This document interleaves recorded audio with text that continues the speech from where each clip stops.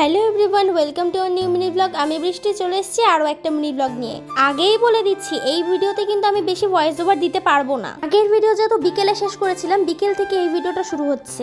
সন্ধে হয়ে যাওয়ার সাথে সাথে দল ঢোকা শুরু হয়ে গেছে, তখন আমি রেডিও হইনি। মা যেহেতু বরণ করবে, তার সাথে পাড়ার আরো বউরা, তার জন্য তারা অনেক আগেই রেডি হয়ে গেছে। প্রথম দলটা ঢোকার সাথে সাথেই পরের দ্বিতীয় দলটা ছিল আমাদের দল। নাও এখন তোমরা ডাঙ্কার আওয়াজ এনজয় করো।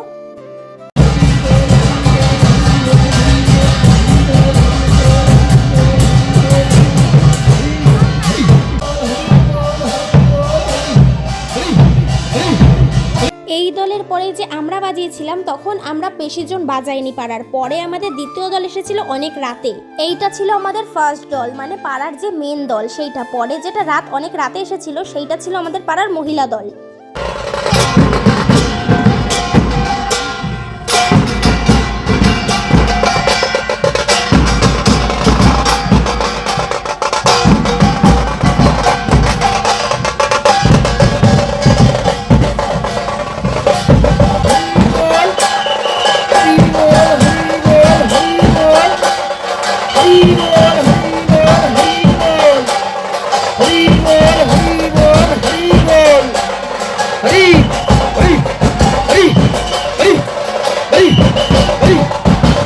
পাড়ার যে মহিলা দলের কথা বললাম, ওটা কিন্তু আমাদের আগে ছিল না, আজই নতুন তৈরি করলাম। আসলে প্রত্যেকবার 20-22টা দল আসে, কিন্তু এবার সব আসেনি, কারণ আমাদের এই একই ডেটে ছিল অশ্বিনীর মেলা আর পাঁচপোতার মেলা, যার জন্য লোক অনেক কম হয়েছিল।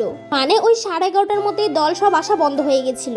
তাই আমার মা আর একটা কাকি দুজনে মিলে বললো যে চলো আমরা আরেকবার বাজাতে বাজাতে আসি। আমরা তো জাস্ট নর্মালি সবাই মিলে রাস্তার মাথায় চলে গেছিলাম, সব ডাঙ্কা কাশ নিয়ে। কিছুক্ষণ পর দেখি পাড়ার সব মহিলারা, মেয়ে বউ সব, এবং ছেলেরাও কিছু কিছু সবাই গেছে। আমার বাবা, কাকা, আরো সবাই অনেকে গেছিল। আর কি, কোনো কথা নেই, ব্যাস হয়ে গেল একটা দল। এরপর থেকে পাড়ায় সব জায়গায় আলোচনা শুরু হয়ে গেল যে পাড়ায় নতুন মহিলা দল হয়েছে। আর এই দলটা হওয়ার অনেক কারণ আছে, যেটা এভাবেই সরাসরি বলা ঠিক হবে না, তাই বলছিও না। এই দলটা হওয়ার পর কিন্তু আমাদের একটা ইনভাইটে যাওয়াও হয়ে গেছে মহিলা দল নিয়ে।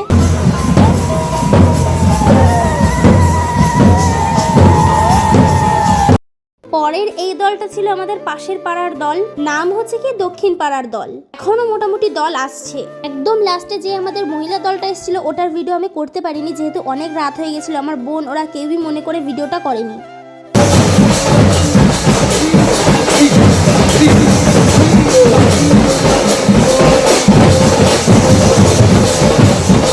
অনেক ক্লান্ত। দেখা হচ্ছে নেক্সট ভিডিওতে, চোখ রেখো, বাই।